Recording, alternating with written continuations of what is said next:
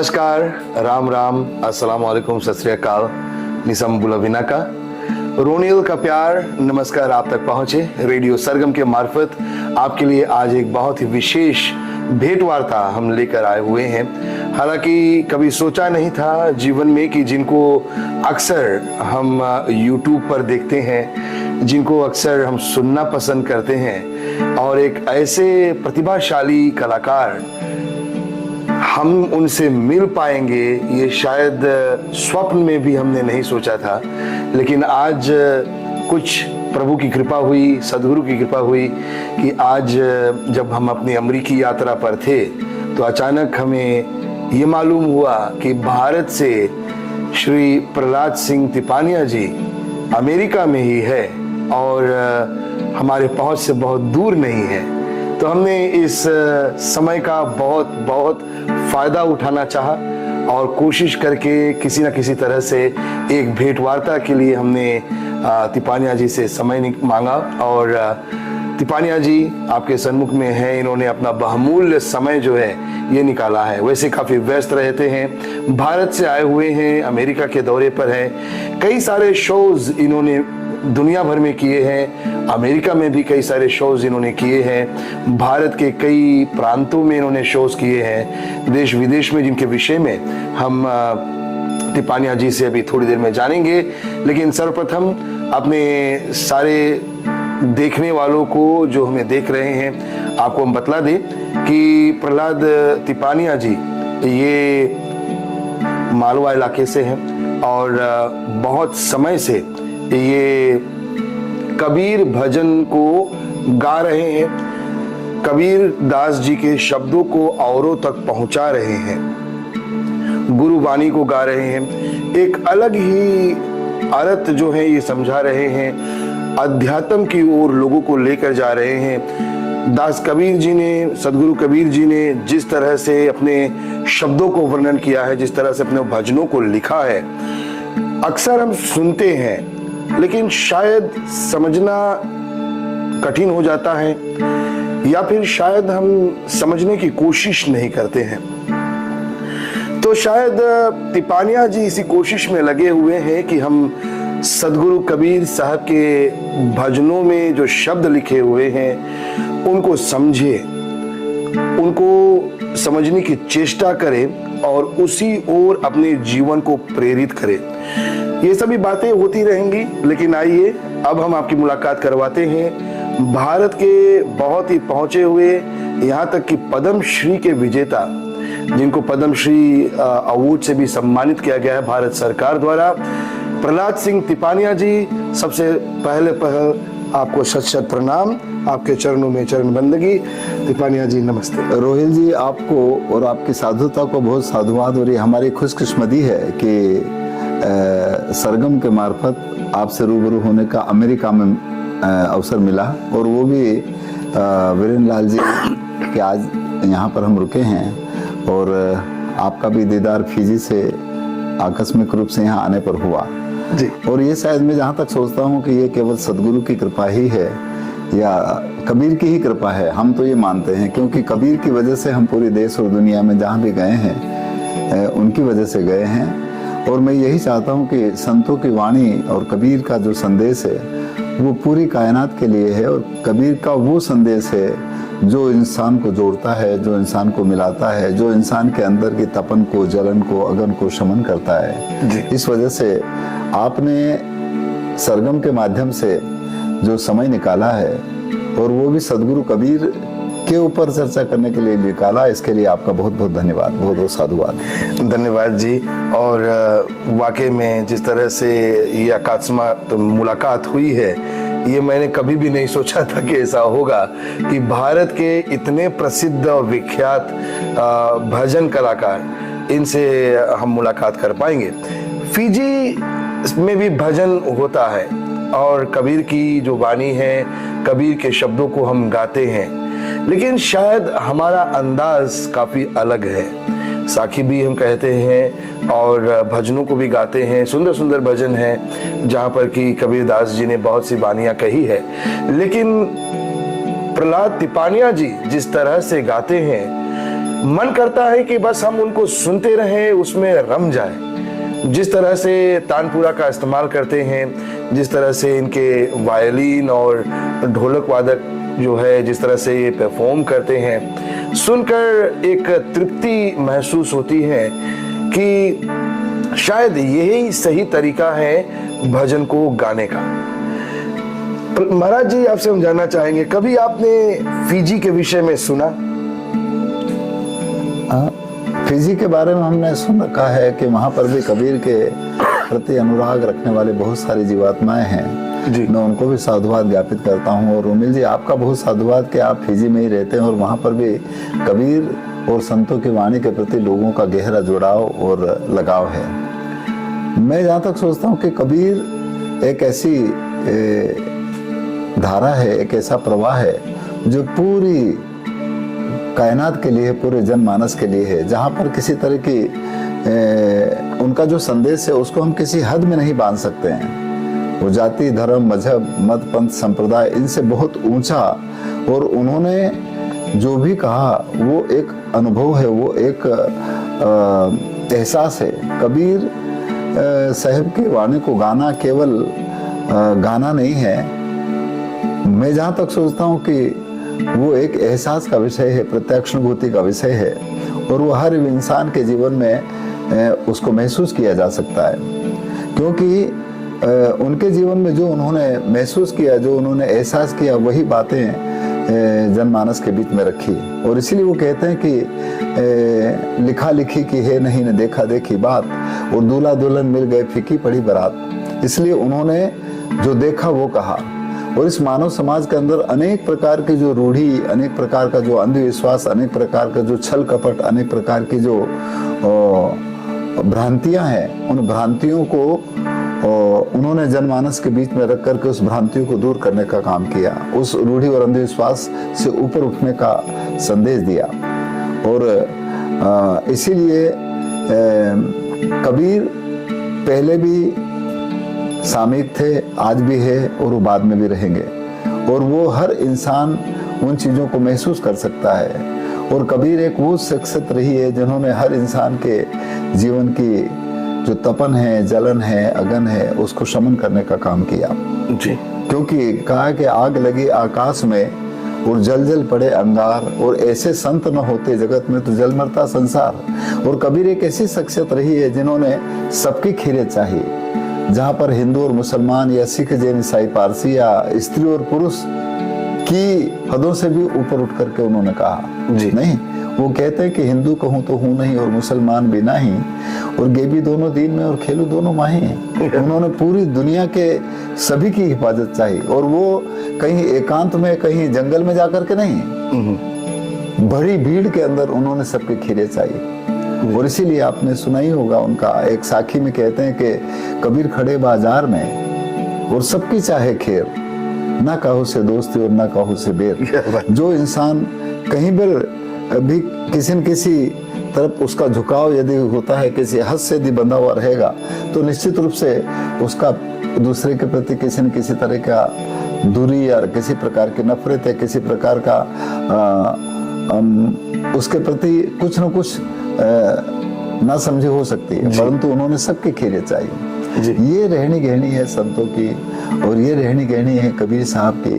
और कबीर साहब ने जो भी संदेश या जो भी अनुभव और अनुभूति की बातें कही, वो इंसान के जन्म से लेकर के उसके अंतिम समय तक का जो अलग अलग समय पर अलग अलग प्रकार का जो उनके जीवन में एहसास हुआ वो रखा, और वो हर इंसान के जीवन में भी है।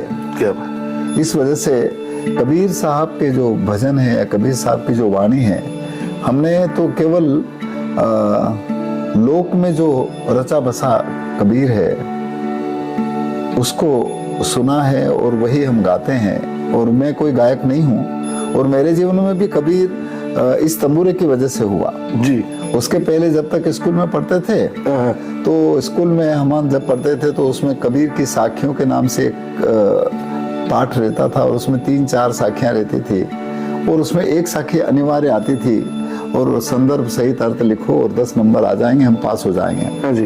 परंतु जब हमने लोक में गाने वाले लोगों को कबीर की वाणी सुनी, कबीर के भजन सुने, तब हमें लगा कि कबीर के भजन भी है, क्योंकि किताबों में कबीर के भजन थे ही नहीं। मतलब ये है तिपानिया जी की बचपन से कई लोग, कई कलाकार कहते हैं कि उनकी बचपन से उसमें रुचि थी, लेकिन क्या आपके साथ में भी ऐसा था कि आपकी भी बचपन से ही रुचि रही है इसमें? जी नहीं, हमारे मन में कभी ऐसा नहीं था कि कबीर साहब के भजन भी होते हैं या उसको गाएंगे। जी, हमारे जीवन में जब तंबूर मैंने पहली बार सन 78 में जहाँ पर मैं शिक्षक हो गया था, मिडिल स्कूल काठबड़ौदा उज्जैन जिले का एक गांव है जहाँ पर हम शिक्षक थे जी, और देवास जिले का एक गांव था गोरखेड़ी, वहाँ पर हमने पहली बार एक भीमपुरी महाराज करके थे, उनके यहाँ पर एक पूर्णिमा के दिन सत्संग का कार्यक्रम रखा था, तो हमें भी बुलाया था, हम गए।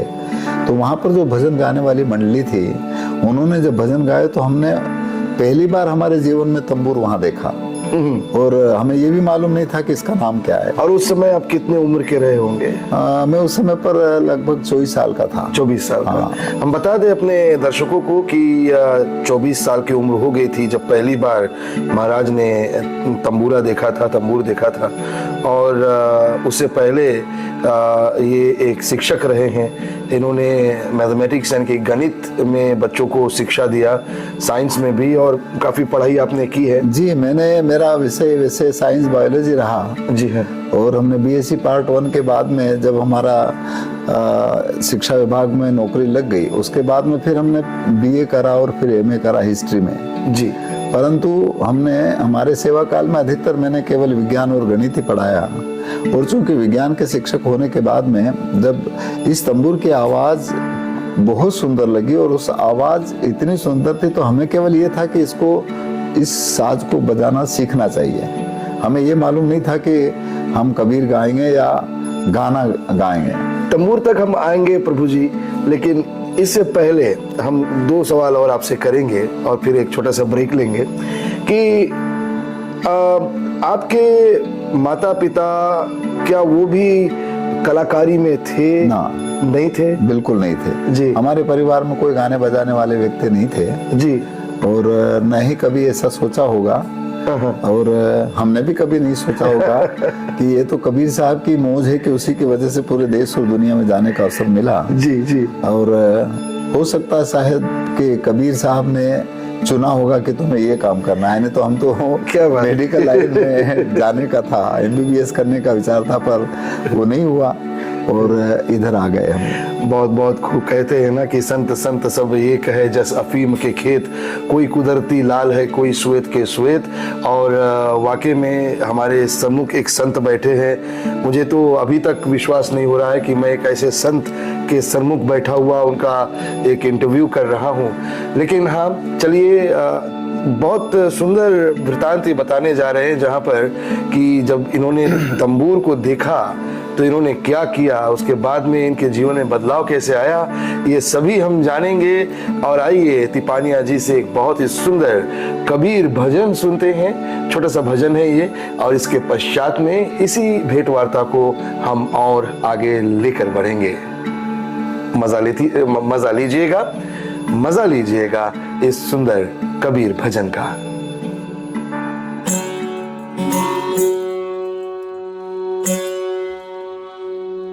ये जो तंबूर जब मैंने देखा और सीखने के लिए जब मैंने जो भजन वहाँ की मंडली से लिखवा करके इस तंबूर को सीखने का प्रयास किया, वो खेती का भजन था और वो इस तरह का था।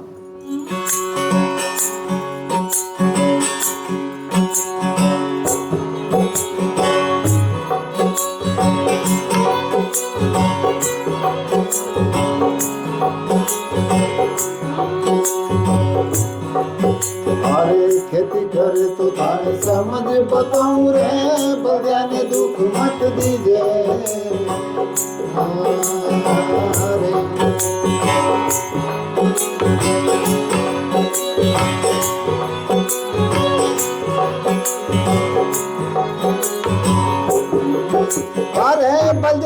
दुख मत दीजिए रे मन की, ऐसी खेती कीजिए।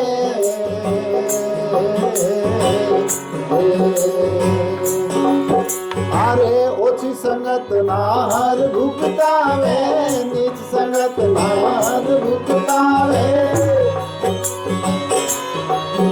अरे सत धर्म धर लीजिए रे मन की, ऐसी खेती कीजिए।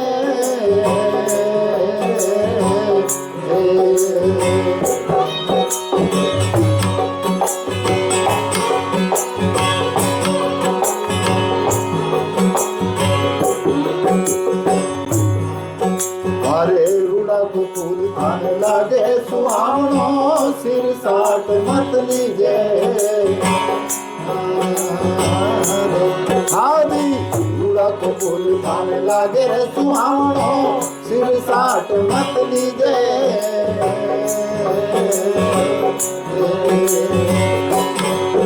अरे ओसर खेत बीज मत बोले, ओसर खेत बीज मत बोले। अरे घरे ही बैठो रीजे रे मन की, निस खेती कीजिए।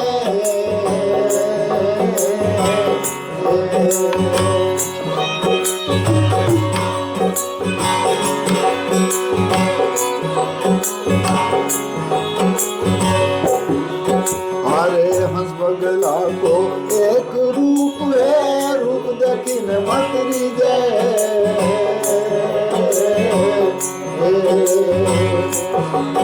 अरे हंस बगला को एक रूप है, रूप दखिन मत लीजिए।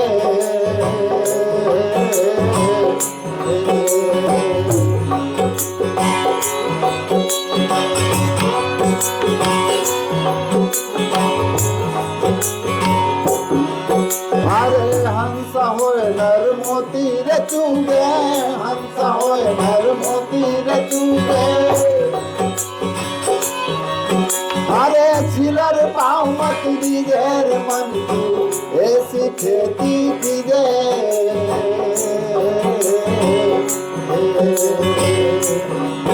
हाँ ऐसी खेती कीजिए रे मन की, ऐसी खेती कीजिए।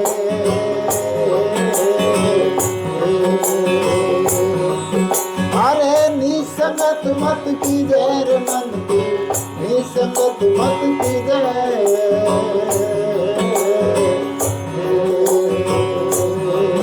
ये जी निसंगत मत कीजिए।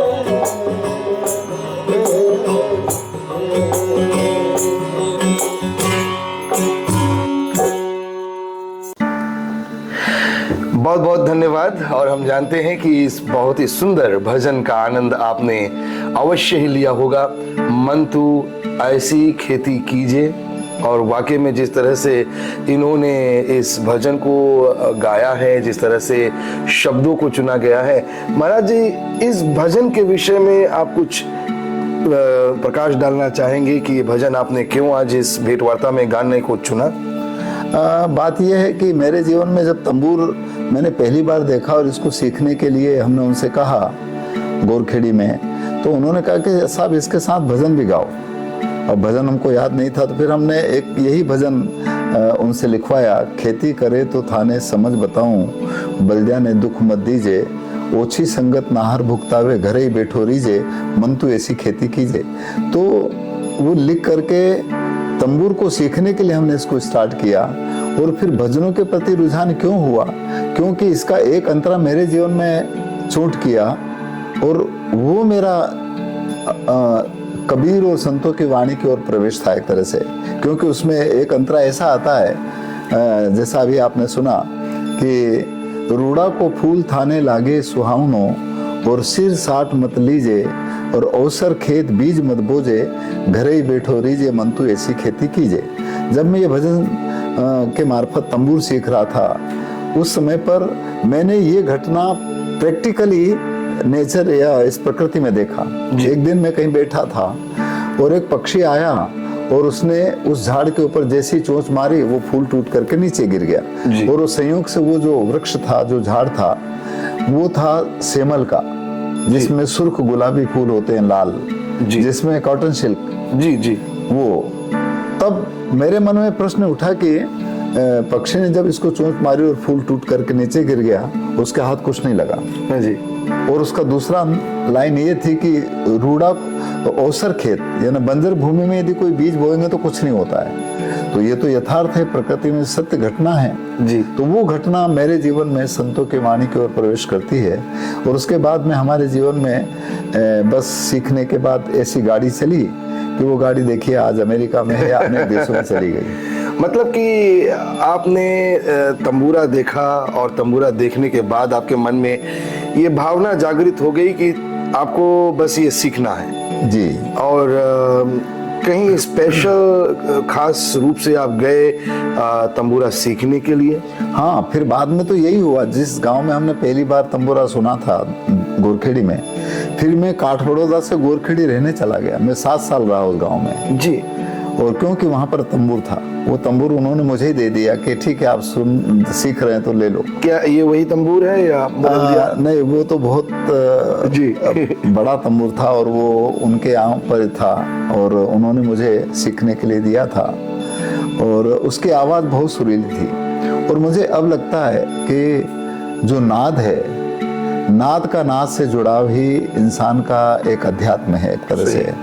और वो केवल कबीर ही नहीं, जितने भी संत को देख लें आप, गुरु नानक साहब को देख लें आप, गोरखनाथ को देख लें आप, मच्छिंद्र नाथ को देख लें आप, दादू साहब को देख लें आप, गरीब साहब को देख लें, इनके सबके पद जो लोक में रचे बसे हैं, उनमें भी अंतिम स्थिति में उन्होंने उस अनहद नाद की बात करी, उस अनस्ट्रक साउंड की बात करी जो सब इंसान के जीवन में है। जी।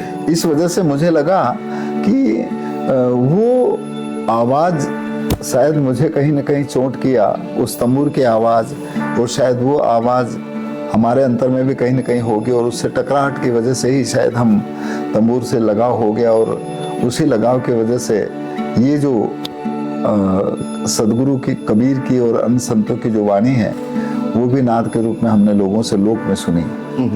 और इसीलिए वो धुन को सुनने की बात संतों ने क्या आती है, और वो है प्रेम और सद्भाव। इस तरह से कहा कि सुनता नहीं धुन की खबर, अनहद का बाजा बाजता, इस मन मंदिर में बाजता तो बाहर सुने तो क्या हुआ। कबीर कहते हैं कि वो नाद जो इसमें है, या वो नाद जो अनेक प्रकार के इंस्ट्रूमेंट या अनेक प्रकार के साजबाज में है, वो नाद हर इंसान के अंदर होती है, जिसमें कोई मजहब की जरूरत नहीं है, जिसमें कोई धर्म की जरूरत नहीं है, जिसमें कोई पंथ की जरूरत नहीं है, या जिसमें कोई लिंग भेद की जरूरत नहीं है। जी हाँ। तो इस वजह से इन हदों से ऊपर उठने की बात संतों ने इन भजनों में, इन वाणियों में, इन साखी शब्दों में कही। जी हाँ। और इसीलिए कबीर की साखी आपको याद होगी, वो कहते हैं कि हद में पीऊ न पाइया और बेहद में भरपूर, और हद बेहद की गम लिखे न तासो पीऊ हजूर। जब तक इंसान किसी भी हद में बंधा रहेगा, तब तक वो उस बेहदी का एहसास कैसे कर सकता है। सही। इस पिंड के अंदर भी जब तक हम हदों में बंधे रहेंगे, तो हमें औरत आदमी दिख सकता है, हमें गोरे काले दिख सकते हैं, हमें अलग अलग प्रकार के रंग के कपड़े वाले दिख सकते हैं, हम देश और प्रदेश की हदों वालों को देख सकते हैं जी। और उनसे उन हदों की वजह से हमारे अंदर स्वतः दूरियां बन जाती है। तो इस वजह से वो सुप्रीम पावर जो सबके अंदर एक है, इस दुनिया में कोई आदमी ऐसा नहीं है जो ईश्वर को, परमात्मा को, अल्लाह को, वही गुरु को नहीं मानता है जी। उसको मानने का तरीका वो जैसा जानना उस तरह से करता है। तो जानने के बाद में मानना और उसकी प्रत्यक्ष अनुभूति करना, ये यदि होता है तो उसको वो साईं, वो सदगुरु, वो राम, वो ईश्वर, अल्लाह सब दूर, ये सब घट में दिखेगा। इस तरह से, क्योंकि कबीर कहते हैं ना कि सब घट मोरा साईया और सुनी सीज न कोई। मुंह को कहाँ ढूंढे रे बंदे, मैं तो तेरे पास में। हाँ। खोजी होए तुरंत मिल जाऊं एक पल की तलाश में। तो इसलिए खोज करना पड़ेगी। कहे कबीर सुनो भाई साधो, मैं तो हूँ विश्वास में। तो अब खोज करने के लिए लोग तो चल पड़े, परंतु खोज करते करते वो इधर उधर भटक रहे हैं। जब तक इंसान अपने अंतर की खोज ना करे, जब तक अपने अंतर की यात्रा ना करे, तब तक उस सुप्रीम पावर के साथ में उस परमात्मा का जो सर्वव्यापी है, जो सबका एक है, उसका एहसास शायद संभव नहीं है। बहुत सुंदर। और दास कबीर जी ने बहुत सुंदर तरीके से कहा है कि भक्ति अर्थ ईश्वर भजन, सेवा सुमिरन ध्यान, साचा शब्द कबीर के पर्दे में पहचान। और आज शायद एक बहुत ही सुंदर आध्यात्मिक बातें हो रही है कि हम अपने अंदर परमात्मा को क्यों नहीं ढूंढ रहे हैं, क्यों हम बाहर ढूंढ रहे हैं?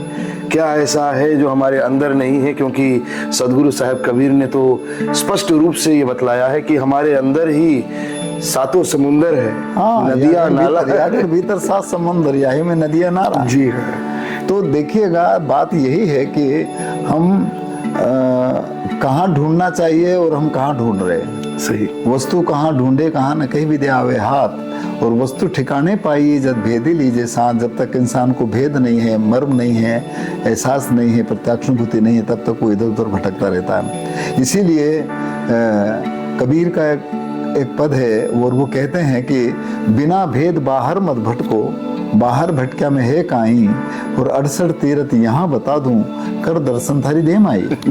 और हर इंसान की इस पिंड के अंदर ही वो परमात्मा है। और वो केवल कबीर साहब ही नहीं कह रहे हैं, सब कह रहे हैं। गुरु नानक साहब कहते हैं कि सकल हंस में राम विराजे जी। वो राम, वो परमात्मा, वो ईश्वर, वो अल्लाह हर इंसान के आह में मौजूद है। हर इंसान के अंदर रमन करने वाला राम हर घट के अंदर है। और वो राम जब तक घट में है, जब तक ये घट काम करेगा जी। वो श्वास हमारी जब तक है, वो ईश्वर हमारा जब तक हमारे अंतर में है, तब तक ही तो ये पिंड काम करेगा। सही। सब लोग जानते हैं, परंतु उसकी खोज के लिए पता नहीं कहाँ कहाँ भटक रहे हैं। तो इसलिए जब तक उधर की भटकन समाप्त ना हो और वो अपने अंतर में इस चीज को एहसास न करे, तब तक समझिएगा कि उसका एहसास होना या उसको महसूस होना बहुत दूर की बात रहेगी। बहुत बहुत सुंदर बातें तिपानिया जी कर रहे हैं। याद रहे प्रहलाद सिंह तिपानिया, ये इनको हम गुरुओं में गुरु कहेंगे। जिस तरह से ये भजनों को गाकर करोड़ों के लोगों को मंत्र मुग्ध कर देते हैं। सिर्फ भारतीय संप्रदाय के ही नहीं, अन्य संप्रदाय के लोग, यहाँ तक कि अभी देखिए अमेरिका में शो कर रहे हैं, सिर्फ भारतीय ही नहीं रहेंगे, अन्य संप्रदाय के जो हमारे जिनको हम गोरे लोग कहते हैं, अमेरिकी लोग जो है वो भी रहते हैं। उनके लिए खास इनके भजनों को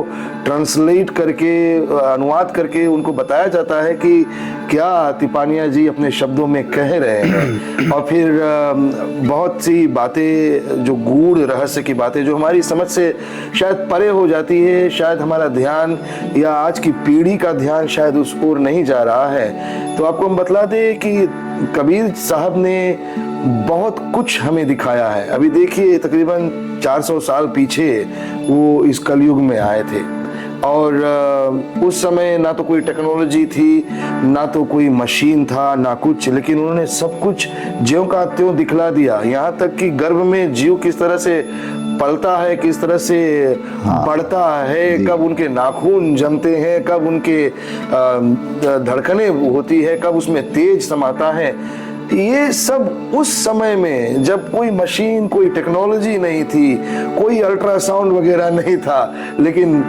कबीरदास जी ने जो लिखा, आज शायद आज की जो साइंस है वो भी चकित है कि उस समय कैसे कह दिया। उस समय तो कुछ था नहीं। जी जी। तो भाई कबीर साहब को लगभग 650 साल से ज्यादा हो गए जी, और उस समय पर इस तरह का कुछ नहीं था, ये उनका अनुभव था। और इसीलिए वो कहते हैं कि उन्होंने इस पूरे ब्रह्मांड की जो रचना है उसको अपने अंतर में महसूस किया। इसीलिए वो कहते हैं कि खेल इस ब्रह्मांड का इस पिंड में देखिया, तो जगत की भ्रमणा सब दूर भागी। जी। बाहर और भीतर एक आकाश पते, सुषुम्ना डोरी तहाँ उल्टी लागी। पवन को पलट के शून्य में घर किया, घर में अधर भरपूर देखा। और कहें कबीर गुरुपुर की महल से त्रिकुटी मध्य दीदार देखा। तो उन्होंने इस प्रकृति के अंदर जो चीजें बाहर है वो अपने अंतर में भी उस चीज को महसूस किया। इस वजह से आप जो कह रहे थे कि पिंड की संरचना माँ के गर्भ में कैसे होती है, वो उस समय पर उन्होंने जान करके कहा। और देखिएगा, ये खूब अच्छी तरीके से जानते हैं कि संसार में जितने भी मानव का जो अवतरण हुआ है वो माँ के गर्भ से हुआ है। जी। नहीं जी। और माँ के गर्भ से हर इंसान आया है, वो ये बात कहते हैं। परंतु हमारे यहाँ का दुर्भाग्य है कि हम पता नहीं अलग अलग तरीके से इस मानव समाज के अंदर पैदा हो गए, इस तरह की भी बात हमने सुन रखी है कि ब्रह्मा के मुंह से कोई पैदा हो गया, कोई उनके हाथ से पैदा हो गया, कोई उनके पेट से पैदा हो गया, कोई उनके पैर से पैदा हो गया। जबकि वो कहते हैं कि हर इंसान एक ही घाट से आया है और उसे एक ही घाट पे जाना है। तो सब आया एक ही घाट से और उतरा एक ही बाट, पर बीच में दुविधा पड़ गई तो हो गए 12 बाट। जब तक इंसान इस घाट के ऊपर इसको महसूस न करे तब तक उसकी नासमझी दूर नहीं हो सकती है। इसीलिए उन्होंने कहा कि पहले यहाँ देखें, घाटे पानी सब भरे और ओ घट इस घट, ओ घट भरे ना कोई, ओ घट घाट कबीर का और भरे सो निर्मल हो। जिसने इस घाट के ऊपर इन चीजों को महसूस कर लिया, उसके जीवन की जितनी भी नासमझी है, जितनी भी उसकी ड्युअलिटी है, जितनी भी उसकी कमी और खामियां हैं, शायद वो दूर हो सकती है।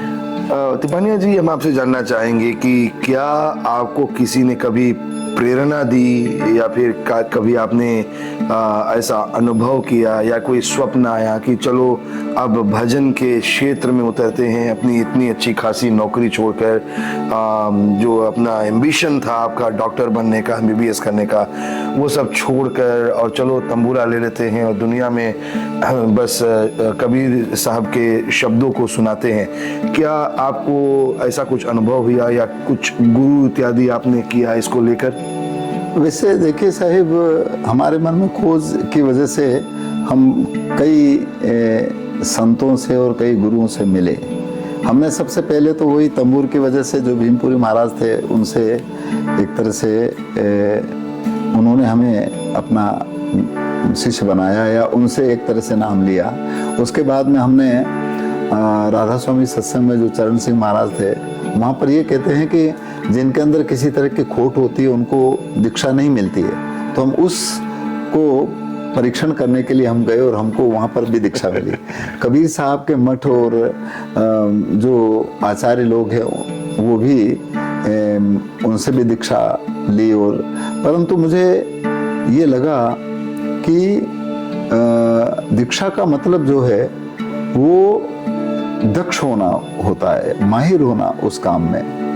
और जितने भी नाम अलग अलग तरीके से जहाँ पर भी दिए जाते हैं, जो देते हैं, ठीक है, वो अपनी जगह पर होगा, परंतु परमात्मा का नाम जो है वो किसी किताब में है ही नहीं, ऐसा भजनों में आता जी। हमने कोई ग्रंथ नहीं पढ़े हैं, हमने कोई ज्यादा धार्मिक पुस्तकें कहिएगा या जो बड़े बड़े शास्त्र हैं उनको बिल्कुल नहीं पढ़ा। हमने केवल लोक में जो रचे बसे भजन हैं वही मुझे याद हैं, और उनमें जितनी प्रत्यक्षानुभूति थोड़ी बहुत मुझे महसूस हुई वो मैं उसको सार मानता हूँ। क्योंकि इन भजनों में जितना पावर है, इन भजनों में जितनी प्रत्यक्षानुभूति है, वो हर इंसान कर सकता है। इसलिए वेद अपनी जगह पर होंगे, पर वो उसका भेद जब तक ना हमें महसूस हो तो क्या है। मतलब वही है कि अगर आपके पास में कोई यंत्र, कोई मशीन है और आप उसे चलाना ही नहीं जानते हो, तो उस मशीन को रखे फायदा क्या है। जब तक हमने किताब पढ़ लिया और यदि मान लो उसको मर्म नहीं किया, भाई हमने हवाई जहाज चलाने का एक किताब में पढ़ लिया, परंतु प्रैक्टिकली जब तक आप चलाना नहीं जानोगे तो फिर कैसे। तो उसी तरह से भजनों में वो प्रैक्टिकली अनुभव है, और इसीलिए एक जगह पर कबीर कहते हैं कि वेद हमारा भेद है और क्या करेगा पूरा, और कर्म गथा की पोल में और बैठा पंडित हजूरा।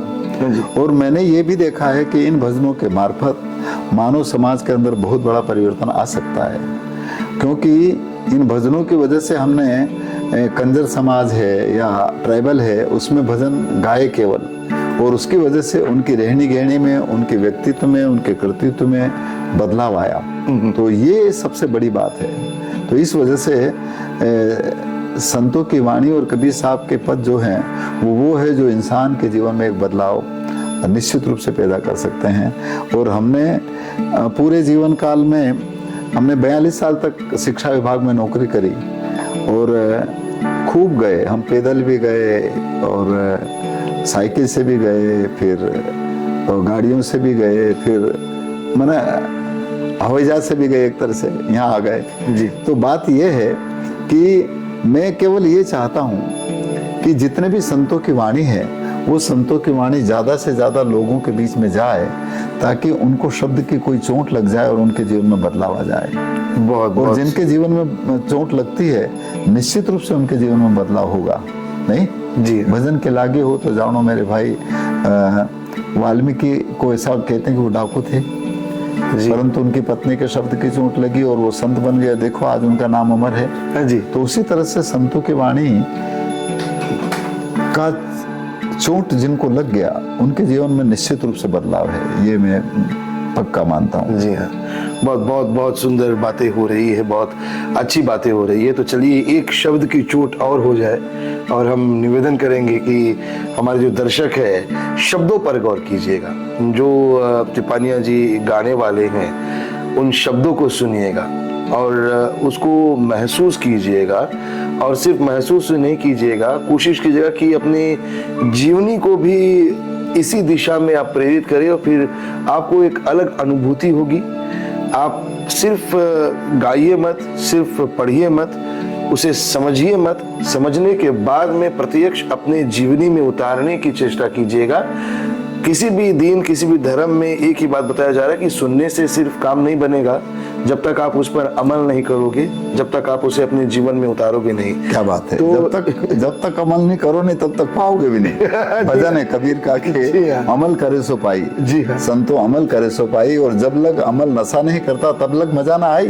जब तक अमल नहीं करेंगे तो कैसे क्या। तो चलिए एक और भजन हम सुनते हैं प्रहलाद सिंह तिपानिया से, और उसके बाद में इस भेंट वार्ता का हम इस भेंट वार्ता को और भी आगे बढ़ाएंगे और भी बातें श्री प्रहलाद सिंह तिपानिया से हम करेंगे। देखिए शब्द की बात आपने जहां करी, और वो शब्द की बात जो है ना, शब्द ही एक प्रकार से गुरु है। कबीर कहते हैं शब्द कहे सो कीजिए और गुरुआ बड़े लबार, और अपने अपने स्वार्थ को न ठोर ठोर बट पार, और शब्द के मारा गिर पड़ा न शब्द ने छोड़ा राज, और जिन जिन शब्द विवेक किया उनका सर गया काज। इसलिए एक जगह पर कहा कि भजन की लागी हो तो जानो मेरे भाई, अंका ने लागी बंका ने लागी, लागी सदन कसाई, और बलक बुखारा को ऐसी लागी कि छोड़ देनी बादशाही। जिनको शब्द की चोट लगी उन्हें बादशाही तक छोड़ दिया, अपने अंतर के दुर्व्यसनों को छोड़ दिया, अपने अंतर की जो नेगेटिविटी है उसको छोड़ करके पॉजिटिविटी के लिए पूरी दुनिया के लिए काम किया। ये है संतों के शब्दों की चोट का असर। बहुत ही सुंदर। तो आइए कहते हैं कि शब्द उन्हीं को चाहिए जो शब्द पारखी हुए, शब्द उन्हीं को चाहिए जो शब्द पारखी हुए, जो ना परखे शब्द को सो गुड़ भी गोबर होए। तो आइए आगे एक भजन का आनंद लेते हैं। क्या बात है। और इस भजन के पश्चात इस भेंट वार्ता को आगे बढ़ाएंगे।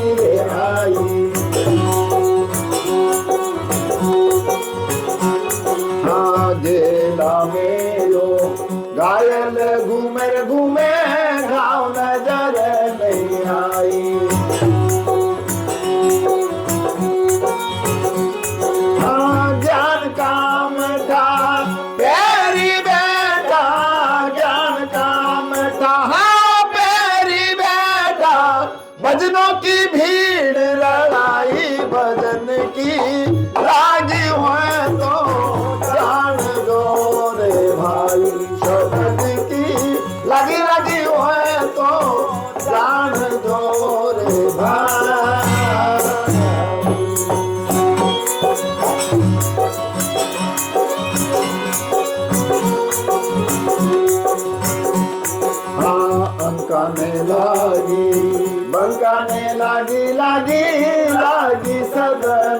कसाई कसाई कसाई कसाई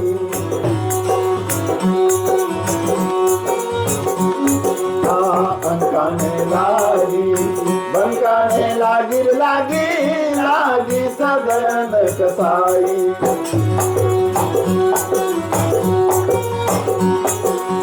बलक बुखारा ने ऐसी लागी बलक बुखारा ने ऐसी लागी छोड़ी दुनिया बादशाही बदन की लागी हुए तो जान दो रे भाई शबद की लगी लगी हुए तो जान दो रे भाई तू क्या जाने पीर पर आई शबद की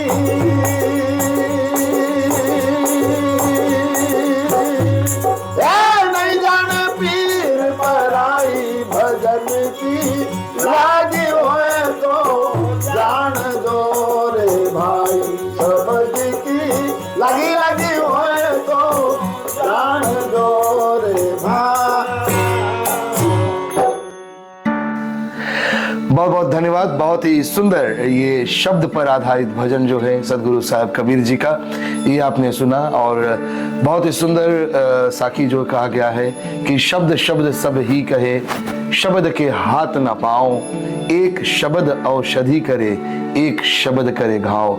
तो कौन से शब्द का आप प्रयोग करते हैं? शब्दों की व्याख्या बहुत है, लेकिन शायद आप भी जानते होंगे एक थ्योरी भी है, बिग बैंग थ्योरी, जिसको शायद कहा गया है, हमारे जो गोरे भाई है साइंटिस्ट लोग कहते हैं, लेकिन वो भी शब्द को ही बिग बैंग थ्योरी कह रहे हैं। तो आगे बढ़ते हुए कई सारी बातें हैं, क्षमा चाहते हैं, थोड़ी जुकाम थी, अमेरिका का हवा शायद हमें रास नहीं आ रहा है, लेकिन चलिए कार्यक्रम में आगे बढ़ते हैं।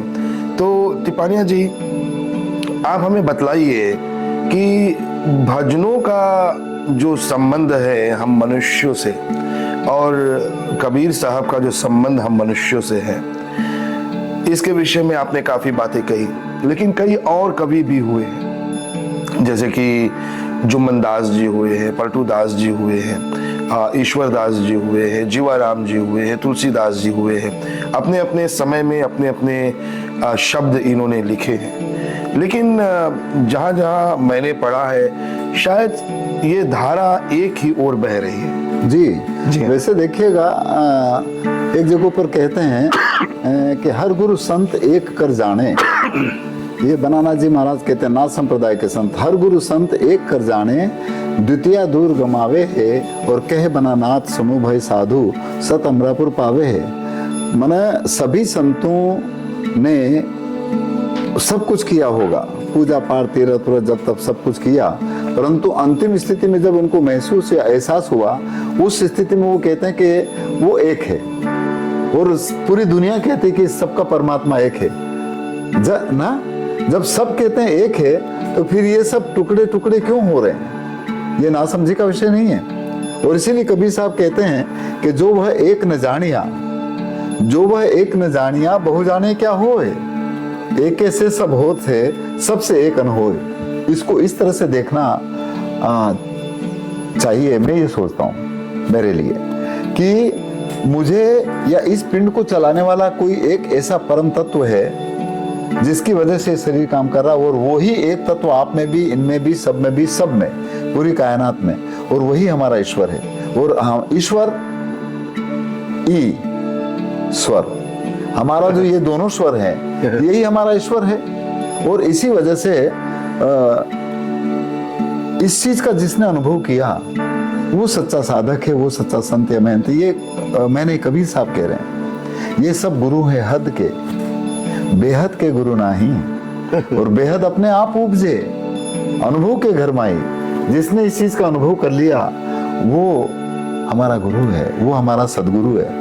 और सदगुरु सबका एक है। अभी आपके मुंह से एक बार सनातन भी निकला। मैं सनातन को इस रूप में देखता हूं कि हर तन के अंदर सना हुआ एक सुप्रीम पावर है, जो पूरी दुनिया में जो भी जन्म से लेकर के उसके अंतिम अवस्था तक पिंड के रूप में जो भी लोग हैं या जो भी जीव है, उस जीव के अंदर यही उसका ईश्वर है। नहीं जी हाँ। इसलिए उस एक से लग जाओ। मैं लागा उस एक से, और एक भया सब माही, सब मेरा मैं सबन का और दूसरा नहीं। ये जिस दिन बात समझ में आ जाए, या ये जिस दिन इंसान को दिखने लगे, तब कबीर साहब की जो हम बंदगी करते हैं वो सार्थक है।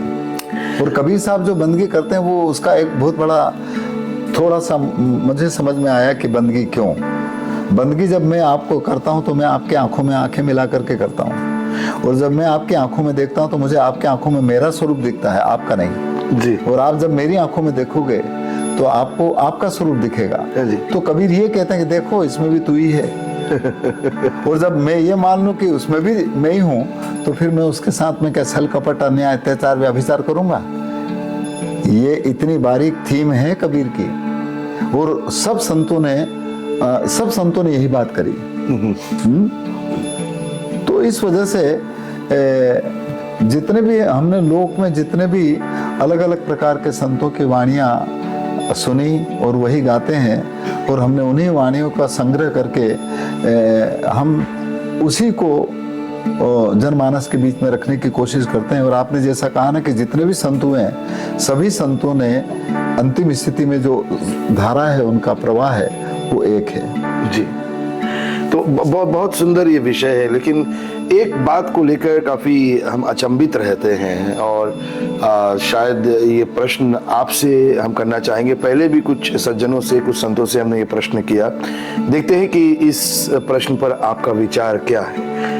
सब कुछ देखते हुए, सब कुछ जानते हुए, यहाँ तक कि हमारे सदगुरु साहब कबीर जी ने और कई अन्य संतों ने सब कुछ कई 100 वर्ष पहले लिख दिया, और सब कुछ हमें समझा दिया, सब कुछ हमें बतला दिया, कौन सा मार्ग हमें चलना है ये सब कुछ बतला दिया, रास्ता दिखा दिया।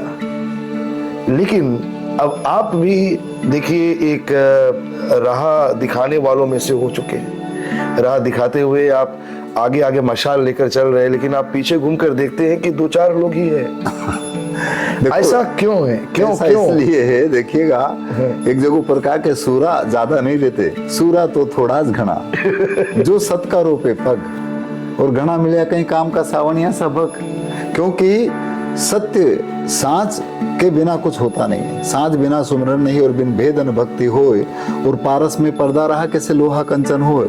दूसरी बात यह है कि जितने भी लोग हैं वो जब चल रहे हैं, तो उसकी खोज जब तक आत्म ज्ञान ना हो, सेल्फ एक्सपीरियंस नहीं हो, स्वयं की प्रत्यक्षानुभूति नहीं हो, तब तक इंसान भटकता रहेगा।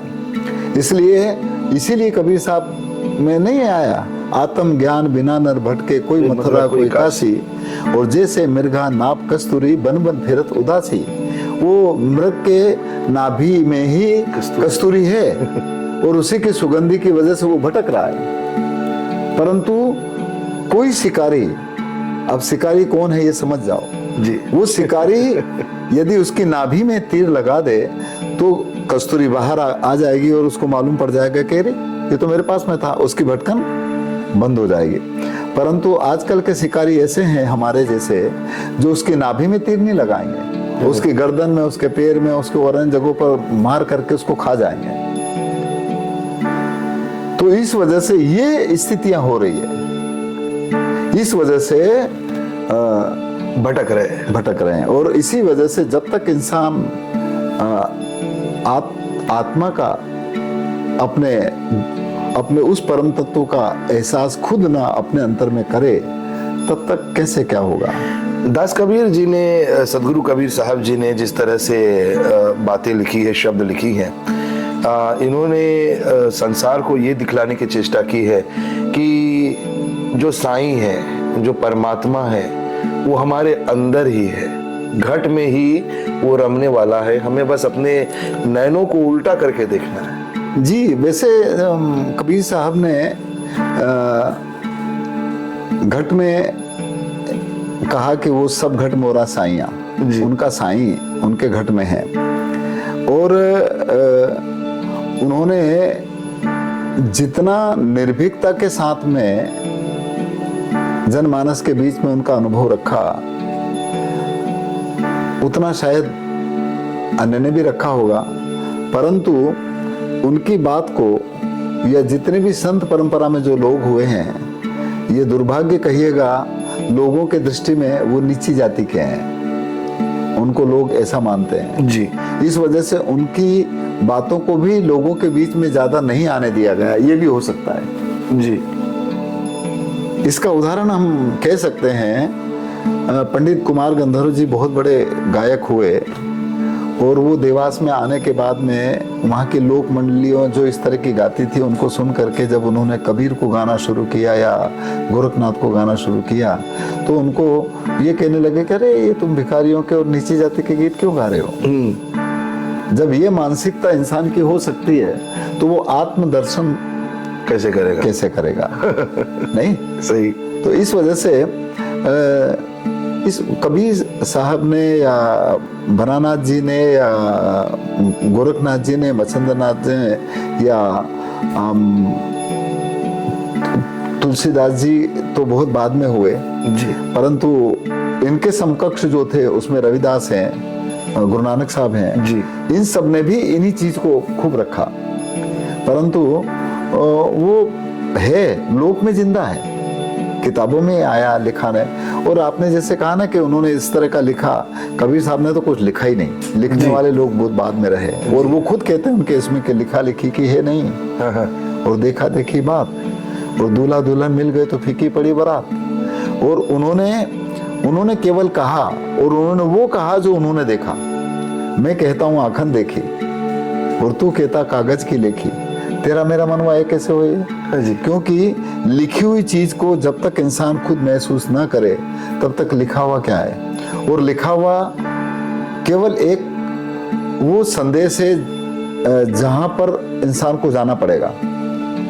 मैं रोहिल जी का नाम लिख करके जब मैं इंडिया जाऊंगा तो वहां पर भी बताऊंगा भारत में कि हमको फिजी से आए थे और रोहिल जी आए थे और हमारी काफी चर्चा हुई, तो वो भी उनको आपका नाम लिख करके यदि रख ले और वो जिंदगी भर तक वहाँ बैठे बैठे आपका जाप करते रहे, आपको रोज पढ़ते रहे, तो इसका मतलब ये नहीं कि उन्होंने आपसे मिले या आपको जाना। नाम केवल वो चीज है जो इंसान को मिलाता है। नाम मिलावे रूप को कब जो जन खोजी हो, जब तक इंसान खोज नहीं करेगा तब तक उस नाम का, चाहे राम हो, चाहे अल्लाह हो, चाहे ईश्वर हो, चाहे वाहिगुरु हो, चाहे जो भी अनंत नाम, अनंत नाम जो ब्रह्म का और ताका वार न पार और मन माने सो लीजिए कहें कबीर विचार। वास्तविक रूप से जितने भी नाम हैं वो सब अपनी लाड़ प्यार में आकर के लोगों ने अलग अलग तरीके से नामों को बखान किया, परंतु वास्तविक रूप से वो वैसा है नहीं, अनामी है, अनस्पोकन लैंग्वेज है वो, तो उसको बोल ही नहीं सकते हैं, केवल उसको महसूस किया जा सकता है। मुख बिना रटना रटे जिब्बा नहीं रे डोलावे, हाँ श्रवण द्वारे धुन सुना करे, हाँ दोनों तो नयन छिपावे। वो है सुमरन। सुमरन ऐसा कीजिए न खरे निशाने चोट, और सुमरन ऐसा कीजिए कि तेरे जीभ हले ना होठ। क्या बात है। नहीं, होठ कंठ हाले नहीं और जिबिया नाम ना उचार, जो न शून्य में सुमरन करे वही हंस हमार।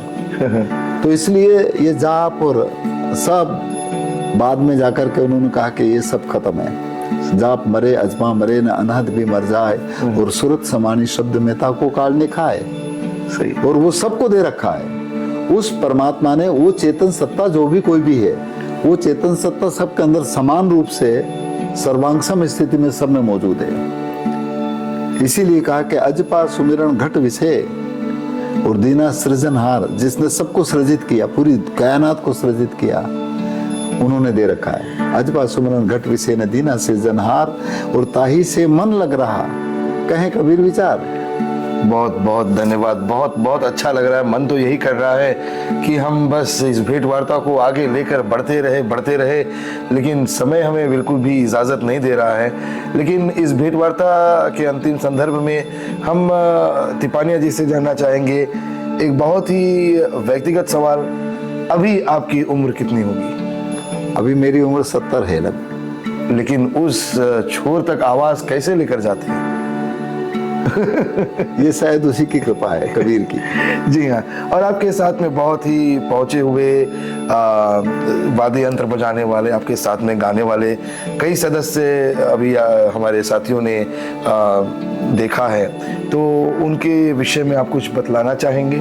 देखिए, हमारी इस गाड़ी को चलाने वाले हैं देवनारायण जी जो वायलिन बजाते हैं, अजय है बेटा जो ढोलक बजाता है, भतीजा है जो धर्मेंद्र वो हारमोनियम बजाता है जी। और अभी तो हम यहाँ पर 4 लोग ही हैं, परंतु हमारी पूरी टीम में 6-7 लोग रहते हैं। छोटा भाई अशोक भी मेरे साथ में गाता है, अभी उसको अटैक हो गया था और उसकी सर्जरी हुई, इस वजह से वो नहीं आ पाया। तो इस तरह से बात यह है, मैं ये चाहता हूँ कि ये केवल हमारे तक ही सीमित ना रहे, हम चाहते हैं कि सब लोग गाएं जी।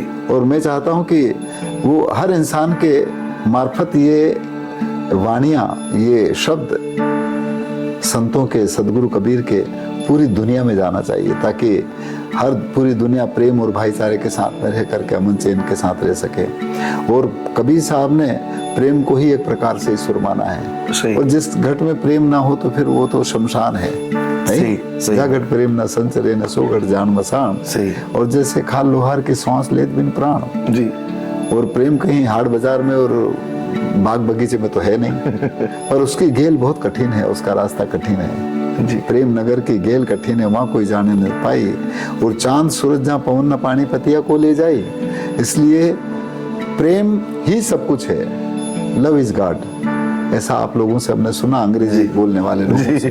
तो इस वजह से तो प्रेम ही ईश्वर है एक प्रकार से, और प्रेम की वजह से ही पूरी दुनिया सृजित होती है। और वो जो सृजनहार है, जो सबको सृजित करता है, वो वही एक प्रकार का नूर है। तो इस वजह से पूरी दुनिया प्रेम और भाईचारे के साथ में, अमन चैन के साथ में रहे, बस यही संदेश को लेकर के हम कबीर साहब की, गुरु नानक साहब की, या मच्छिंद्र नाथ की, या गोरखनाथ की, अनेक संतों की वाणी जो भी हमने लोक में सुनी है वो हम रखने की कोशिश करते हैं। और कोई किसी को भी जब चोट लग जाएगी तो मैं निश्चित रूप से, मुझे पूरा विश्वास पर यकीन है कि उसके जीवन में बदलाव आएगा या वो महसूस करेगा, पर वो तभी होगा जब कहीं ना कहीं चोट लगे तब। धन्य है। और अगर आपको मौका मिले या आपको अप्रोच किया जाए, आपके पास आया जाए और कहा जाए कि प्रहलाद तिपानिया जी चलिए फिजी देश भी घूम कर आइए, आप जब भी फिजी कहोगे हम जरूर आएंगे। हमने वीरेंद्र जी को भी बताया कि वहाँ पर जब कबीर के प्रति अनुरागी ऐसी जीवात्माएं हैं, निश्चित रूप से जाना चाहिए ताकि उनसे भी हमको सीखने को मिले। जी हाँ। और हम भी उनके बीच में जो उनसे ही या ऐसे लोगों से जो सीखा है वो उनके बीच में रख सकें। हम अभी से निवेदन कर रहे हैं, कुछ अपनी ओर से हम कोशिशें करेंगे कि प्रहलाद तिपानिया जी को हम फिजी लेकर आए, जिससे कि हमारे देश की जनता जो है इनको देख सके, इनके भजनों का सीधे रूप से लाइव आनंद ले सके, अपनी फरमाइशें इनको बतला सके, जहाँ पर कि इनसे ज्ञान प्राप्ति कर सके और अध्यात्म की ओर अपने आप को बढ़ा सके। और ऐसे संत महात्मा बहुत बिरले होते हैं जो निस्वार्थ भाव से लोगों की सेवा में लग जाते हैं। बहुत संत हुए हैं संसार में, लेकिन निस्वार्थ भाव से जो संत लोगों के बस भले के लिए ही परम गुरुओं के जो शब्द है ये औरों तक पहुंचा रहे हैं, ऐसे बहुत कम हैं। ऐसे बहुत कम हुए हैं जो चैरिटी में अपना जमा पूंजी जो है लगा देते हैं। ऐसे बहुत कम हुए हैं जो अपने उम्र को इस तरह से लोगों की सेवा में लगा चुके हैं कि आपके सामने एक साक्षात उदाहरण जो है ये बैठा हुआ है। जी हाँ, तो बहुत कुछ इन्होंने किया है समाज में। इनके विषय में बहुत कुछ आप पढ़ भी सकते हैं, आपको अवसर लगे इनके विषय में पढ़िए, इनके विषय में जानिए और प्रार्थना कीजिए कि अभी जिस तरह से ये सदगुरु कबीर साहब की वाणी को, शब्द को औरों तक पहुंचा रहे हैं, ये और भी 100-200 साल 300 साल तक ऐसे ही पहुंचाते रहे। बहुत बहुत खूब। हम तो ये चाहते हैं कि ये इसको आप भी और सब भी इसको आपके मार्फत भी ये चीज़ जानना चाहिए कि, और इसीलिए हमें खुशी भी है इस बात की कि मालवा में हमने जिन लोगों से सुना था वो लोग आजकल उनका शरीर छूट चुका है, बहुत कम बचे हुए लोग हैं ऐसे।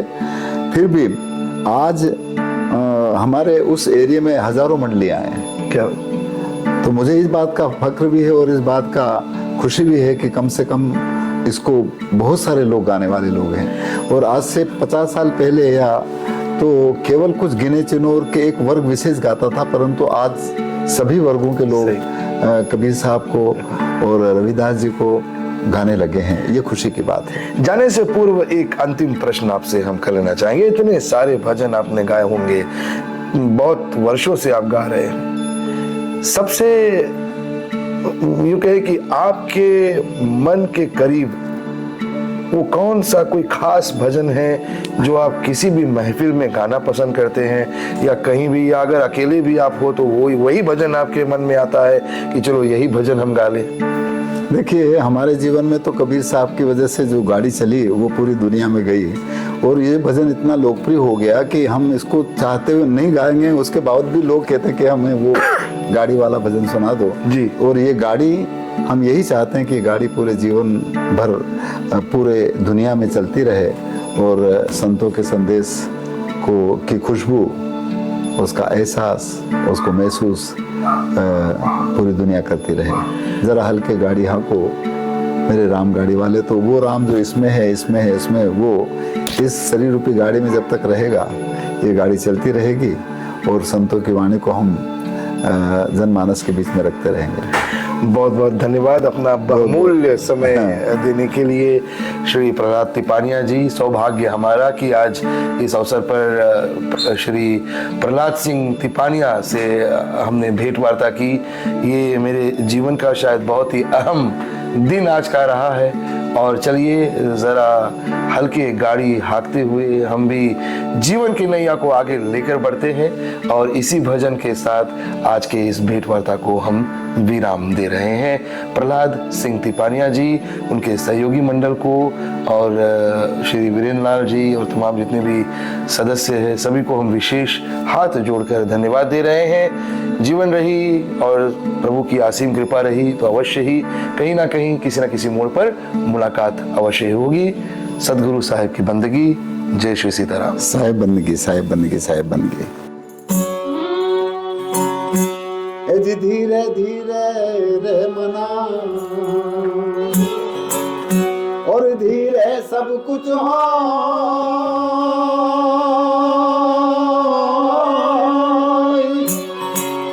यदि माली सीते सो घड़ा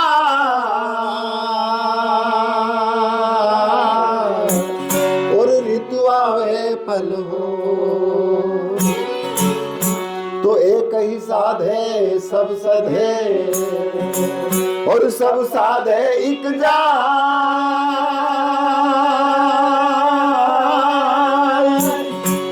यदि माली सीधे मूल को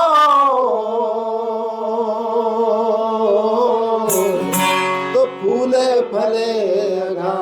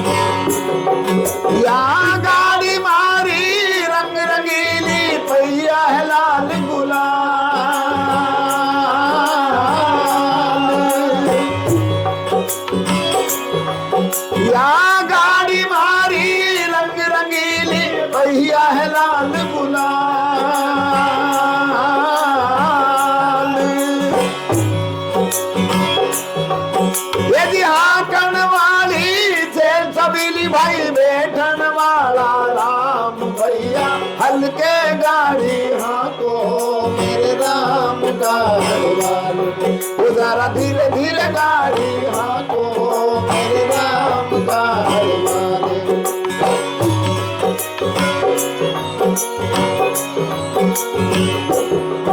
यहाँ गाड़ी अटकी रे तुम्हें भाई मजल पड़ी है दूर,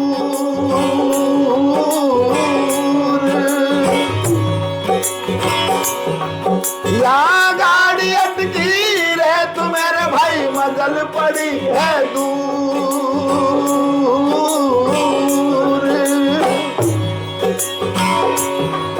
ही धर्मी धर्मी पार उतर गन पापी तक ना चूर भैया, हल्के गाड़ी हाँको मेरे राम का हरवाले, वो जरा धीरे धीरे गाड़ी हाँको मेरे राम का हरवाले।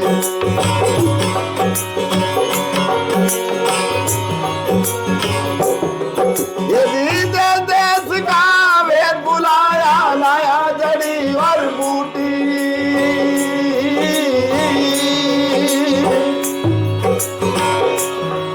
यदि देश का वेद बुलाया लाया जड़ी और बूटी,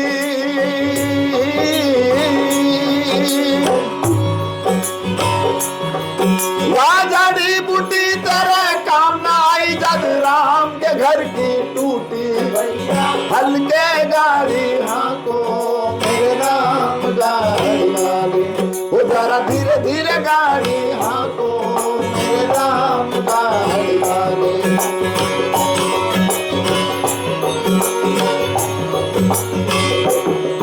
यदि चार जना मिल मतो उठायो बांधी काट की घोड़ी,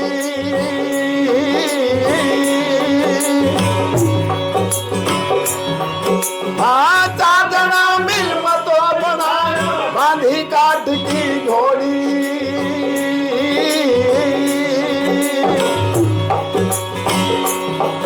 अरे ले जाके मरघट पे रखिया फूक दिनी जैसे होली रे भैया, हल्के गाड़ी हाँको मेरे राम का हरवाले, वो जरा धीरे धीरे गाड़ी हाँको मेरे राम का हरवाले।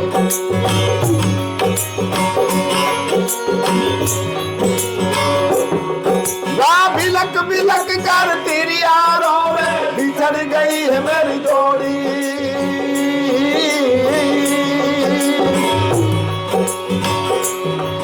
हाँ बिलक बिलक कर तेरी यार रोवे रोवे बिछड़ गई है मेरी जोड़ी।